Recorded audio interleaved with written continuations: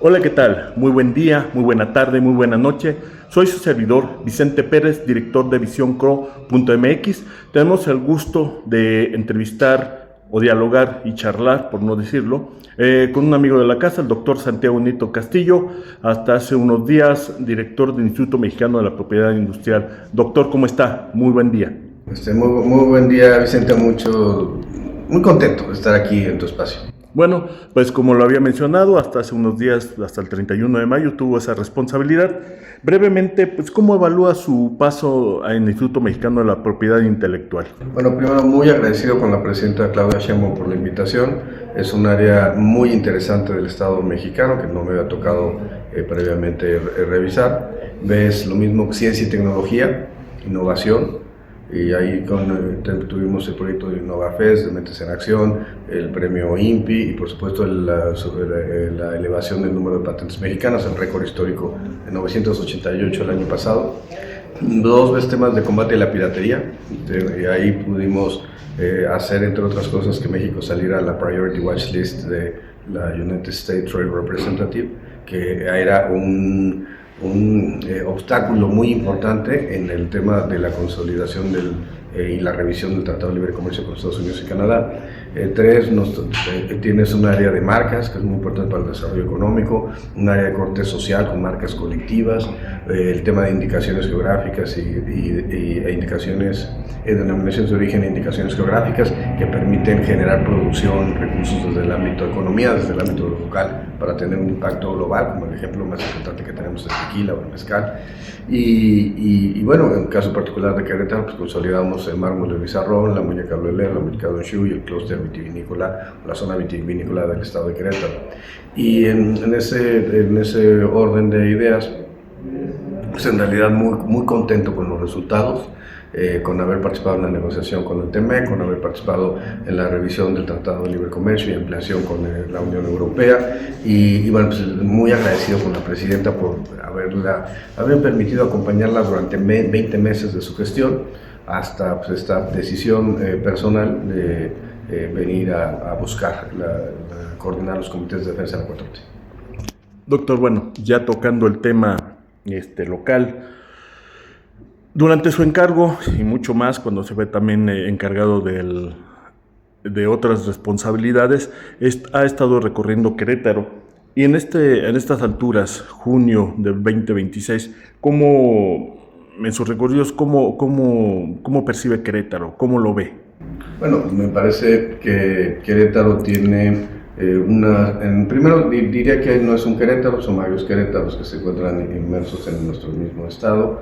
Dentro de la zona metropolitana de Querétaro hay varias zonas metropolitanas, no es lo mismo el cuadrante que opera entre la Bernardo Quintana, la 5 de febrero y la carretera 57, a lo que tenemos a Celaya, que es lo que tenemos en las zonas que van hacia el Marqués o que van hacia las colonias populares de Querétaro, en donde pues, en realidad hay una enorme marginalidad, una enorme pobreza, una enorme inclusive discriminación.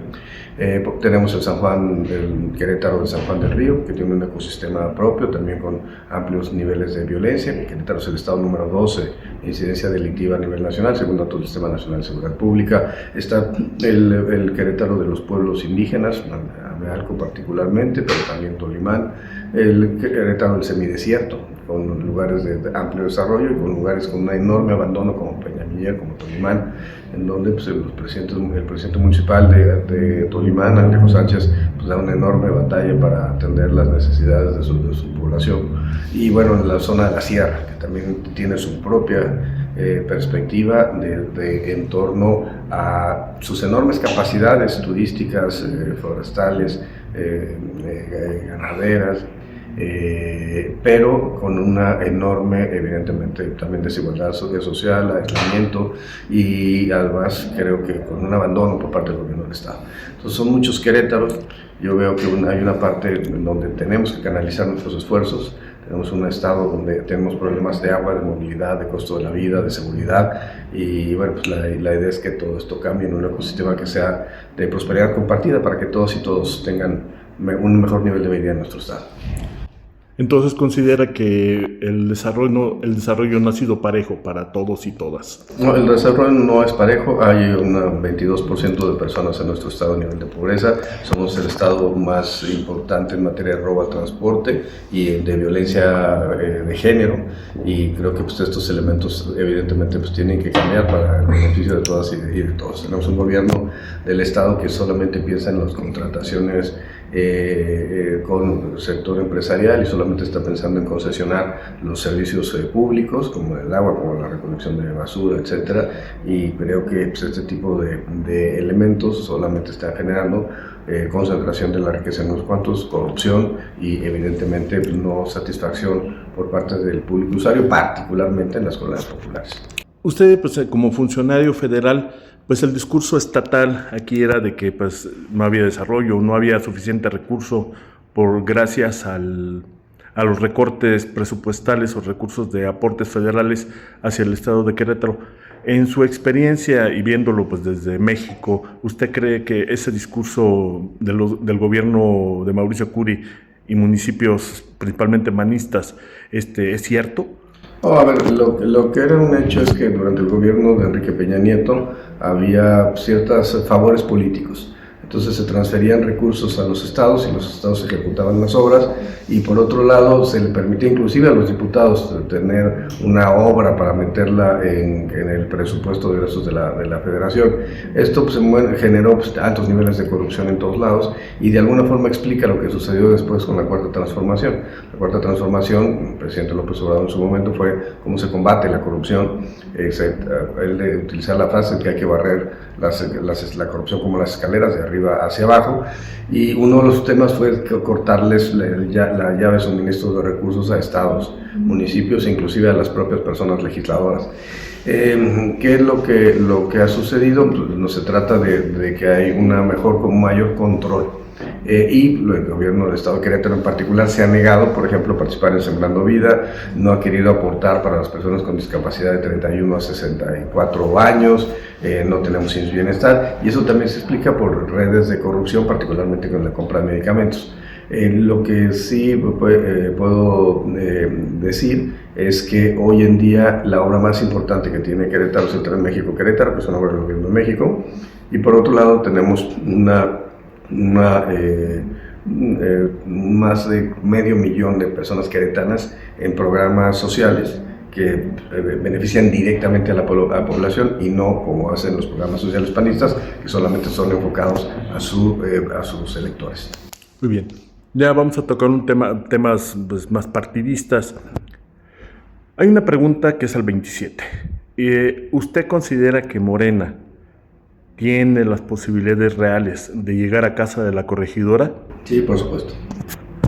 Y como en todo caso, en esta situación pues, se habla mucho de las bondades, pero aún así en sus recorridos, ¿usted ha considerado que hay resistencias hacia voltear a ver a Morena como una opción? A ver, primero lo que diría es, la presidenta Claudia Sheinbaum tiene los mayores niveles de aceptación, inclusive la aceptación de la presidenta en Querétaro está por encima de la media nacional, 70.2 la última encuesta.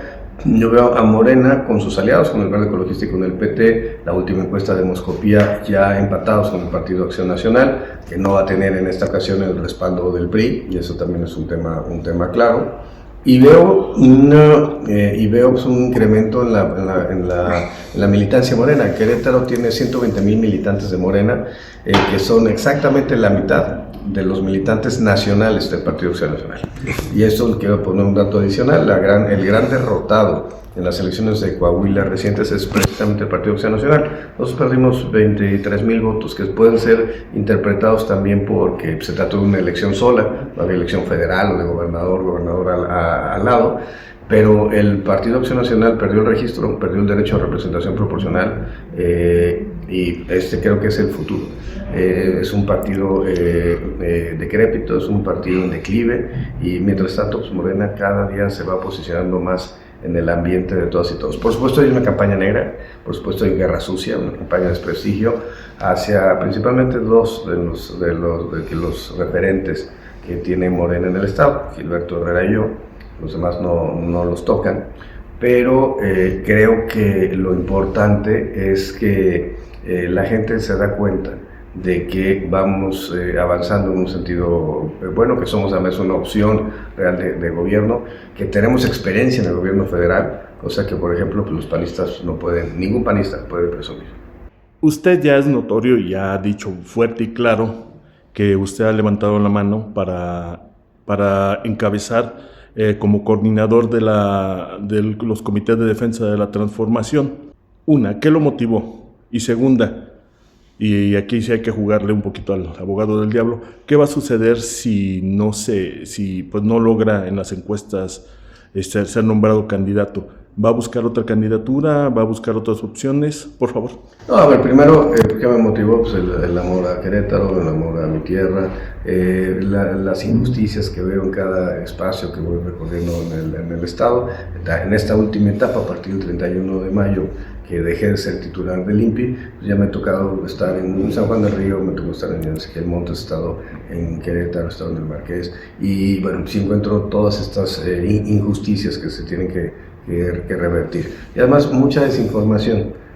Mi papel central como coordinador de los comités de defensa de la Cuarta Transformación, en caso que las queretanas y los queretanos así lo decidan, pues era precisamente impulsar una agenda de transparencia, de la verdad, para poder posicionar lo que está haciendo el gobierno de México en todos los espacios.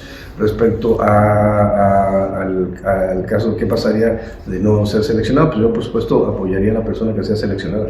No tengo ningún reparo con eso, me interesa muchísimo que podamos ir avanzando en la construcción de la transformación en Querétaro, de la alternancia. Y sobre esto en particular yo diría la alternancia es buena per se. El hecho de que salga un gobierno y entre otros va a mejorar las condiciones de transparencia, de rendición de cuentas, de mejora en la seguridad y por supuesto vamos a tener problemas sociales que hoy tiene Querétaro y que no están siendo atendidos por el gobierno estatal. ¿Usted considera, qué opinión tiene? Porque va a haber ahora sí que una ola de inscripciones, no sé, se calcula de acuerdo pues, a sondeos que he hecho que pues alrededor de más de 20 personas van a buscar la intención de están en las encuestas, que al final van a ser 6, son 3 hombres y 3 mujeres. ¿Qué opina de esos aspirantes en su legítimo derecho que pues se inscriben a una y después se inscriben a la Diputación Federal y después a las presidencias municipales y a las diputaciones locales, más lo que se acumule? ¿Considera esto ético, aunque es permitido, lo considera ético o cómo ve ese tema? No, a ver, yo primero diría, en mi caso particular, yo me voy a inscribir para coordinar los comités de defensa de la Cuarta Transformación en el Estado y sería el único espacio que me interesaría buscar.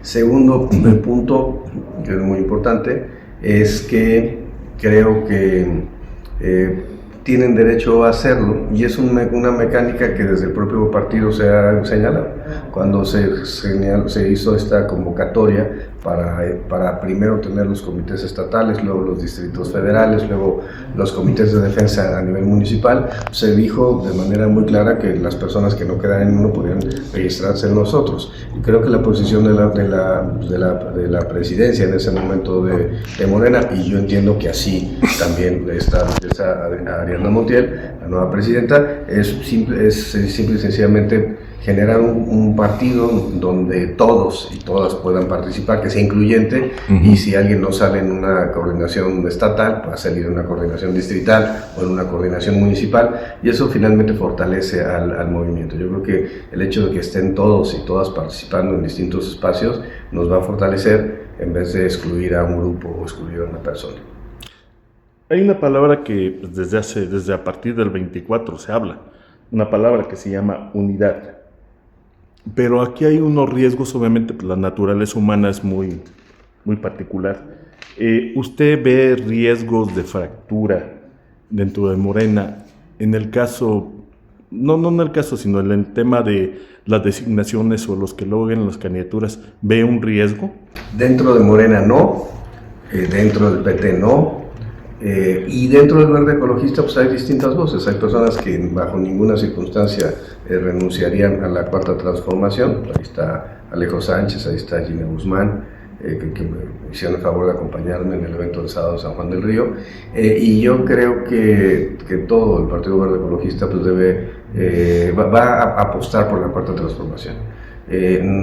precisamente por un tema de congruencia. No puedes estar con la Cuarta Transformación y no estar. Entonces yo creo que vamos a ver ese proceso en el cual Verde Ecologista pues, va a participar con nosotros.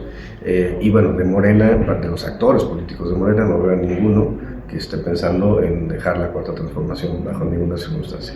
¿Qué opinas sobre el tema de los ataques que se han dado entre los mismos compañeros, entre mismos morenistas, principalmente en redes sociales y hasta en medios afines a ellos, pero el ataque directo a otros compañeros de Morena que no comparten, o al mismo Cocholata, por decirlo así, que no comparten su visión? No, me parece que es a ver, entiendo la naturaleza humana como tú lo mencionas, pero en realidad pues, no comparto que se ataque a ningún compañero o compañera de Morena. Tenemos al enemigo que se encuentra enfrente y es de color azul. Entonces, podemos tener nuestras discrepancias, somos un movimiento de izquierda, por supuesto que pensamos diferente, pero evidentemente tenemos que, uno, respetarnos y dos, apoyarnos mutuamente. La única forma de poder tener el objetivo que queremos es a partir de la ruta de la unidad. Por eso a mí nunca me verán hablando mal de ningún compañero de Morena. ¿Ha percibido usted que en estos recorridos hay mucho morenista muy apasionado, pero que todavía no entienden que Morena es un partido político y la aspiración máxima de un partido político es llegar al poder? ¿Piensa que hay esa confusión y por esos ataques, que piensan que hay purismo o estar siempre en la eterna oposición y no llegar al poder? Sí, a ver, yo creo que hay dos cosas. Nosotros, por supuesto que somos un movimiento que se constituye después en partido político y que nace de la oposición.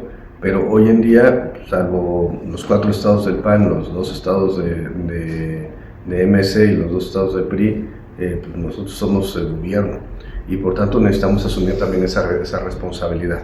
Yo reconozco mucho a mis compañeras y compañeros que han estado en la ruta del movimiento, pero efectivamente como partido político el objetivo de un partido es llegar al poder. Y para nosotros llegar al poder implica aplicar los principios de la Cuarta Transformación en Querétaro y eso es lo que queremos. Nuestra visión no tiene que ser por pelear por un cargo, sino más bien porque las ideas de un movimiento se trasciendan y llegan a Querétaro. Hace un momento te mencionaba 3 puntos fundamentales: las personas con discapacidad que pueden tener un apoyo, un bienestar o sembrando vida, que son esquemas que al día de hoy no tienen el apoyo por parte del gobierno estatal y que si se lograra, la verdad es que eso se traduciría en beneficio para las queretanas y los queretanos. Nosotros lo que queremos es eso, que todas las queretanas y los queretanos vivan en un esquema de prosperidad compartida. Hay muchas personas, muchos políticos, principalmente en estas fechas, que creen que Morena es un escalón, inclusive dicen, no mi figura o mi nombre, soy más grande que la propia marca. ¿Usted qué opina de esas personas? Mira, yo creo que Morena es yo pondré el ejemplo de la presidenta Claudia Sheinbaum. No podemos hacer un juego de qué pasaría en el 2027, pero sí puedo hablar sobre el 2024. ¿Qué encuentro con la presidenta Claudia Sheinbaum? Que ella tuvo pues, una mayor votación de la que tuvo Morena, tuvo que ver con el Partido Verde Ecologista, con el Partido del Trabajo, y ella le sacó 12 puntos de ventaja a Xóchitl Gálvez. Y creo que esto también demuestra de alguna forma que las personas en Querétaro votan también por la persona y no solamente por la marca. Y nosotros tenemos que apostarle eso, al voto también por la persona, para convencer al electorado que no sea tan afín de nosotros. Entonces yo no creo que esto sea necesariamente malo. La presidenta lo ha logrado y creo que nosotros tenemos que pensar como partido de oposición en cómo hacemos para ganar los votos que necesitamos para obtener el gobierno. Teniendo el gobierno vamos a transformar el Estado, pero la ruta en sentido inverso de perder apostándole todo a la marca no me interesa. Un tema electoral tiene que ser planeación, tiene que ser programación, es un tema de ciencia, es un tema estadístico y es un tema de números. Y necesitamos generar todos los pasos lógicos y cronológicos para poder llegar a ese fin. Y finalmente, pues yo soy Soy una persona que ha formado parte de centros de investigación, de los más importantes, el más importante del derecho de América Latina, que es el Instituto de Investigaciones Jurídicas. He estado en órganos electorales, he sido asesor del Consejo General del Instituto Federal Electoral en la época de Wallenberg, fui fiscal electoral del país, fui magistrado electoral regional, conozco el sistema electoral y sé qué es lo que necesitamos hacer para obtener nuestro objetivo. Hace rato lo mencionó, pero me gustaría más abundar. ¿Cómo van esos diálogos en una coalición entre PT y Verde? ¿Cómo van esos diálogos más allá de eso? Muy bien, o sea, yo estoy en contacto con toda la gente. A ver, de entrada con Morena, me he platicado con Gilberto y con Astrid, he platicado con Luis Humberto, pues, siempre ha habido comunicación con Betty Robles, me invitó a su informe, le avisé que no iba a poder ir por un asunto de naturaleza personal, una de mis hijas se gradúa y por otro lado, pues por supuesto que ya estoy en contacto con Ricardo Astudillo, con Gina, con el ecosistema del Partido Verde Ecologista en Querétaro. He platicado con los liderazgos nacionales del Partido Verde Ecologista, del Partido del Trabajo. Valeria Flores, la comisionada, me hizo el favor de acompañarme en el evento San Juan del Río. Entonces yo sigo platicando con el PT, con el Verde. Pero por supuesto, sobre todo con Morena, porque necesitamos ir los tres partidos indisolublemente unidos para poder enfrentar a nuestros adversarios, que son los del Partido Acción Nacional. Usted ha hecho los recorridos, tiene la experiencia de haber sido candidato al Senado, y hay una máxima en política que dicen que los amigos son de mentiras y los enemigos son bien de veras. ¿Cómo ha sentido el apoyo no solamente de la gente, sino de esos factores de poder, empresariados, medios de comunicación? ¿Cómo lo ha sentido? ¿Ha sentido sincero el apoyo? Sí, a ver, yo matizaría tu frase. Sí. Te diría que, a ver, efectivamente, los amigos en política puede haber sinceros o no, y también puede haber intereses. Puede haber amistad sincera, sí, yo lo creo, y puede haber amistad generada por intereses también. Y yo creo que ambos elementos se conjugan en este momento, lo que estamos viviendo en Querétaro. ¿Por qué creo que todos los de Morena vamos a ir indisolublemente unidos? Pues porque también todos tenemos un mismo interés, sacar al PAN de la casa de la corregidora. Incluso yo te diría, sin importar quién es el que encabeza el proyecto. Tenemos un interés común y eso nos hace, nos unifica. Y bueno, los enemigos son de verdad. Eso sí te lo puedo asegurar, lo suscribo contigo al 100%, y yo no tengo enemigos en Querétaro. Mis enemigos están en Texas, prófugo de la justicia, cabeza de vaca, está ya con sentencia y fuera del país Emilio Lozoya, con Grillete, mientras estuvo en México. Mis enemigos son Saco de Puz y Roberto Gil Suárez, pero yo en Querétaro no tengo enemigos, tengo adversarios políticos. Y bueno, pues en la medida en que podamos construir juntos, mis amigos y las personas con las que tengamos interés en común para transformar Querétaro, pues yo lo voy a seguir haciendo. Por último, un mensaje del ciudadano Santiago Nieto Castillo, oriundo de San Juan del Río, a las queretanas y a los queretanos. Confíen, ha sido una noche muy larga. El PAN empezó a gobernar en 1997, pero no hay mal que dure 30 años, ni pueblo que los aguante. Confíen, la alternancia llegará y la transformación se consolidará en nuestro estado. Muchas gracias, doctor Santiago Nieto, pues aspirante, ahorita exdirector del Instituto Mexicano de la Propiedad Intelectual, pero que tiene un currículum que ya lo explicó mucho más allá de un simple puesto. Soy su servidor Vicente Pérez, director de Visión Querétaro. Pronto estaremos con otra charla con actores políticos de todos los sabores, colores y sinceridades. Muchas gracias.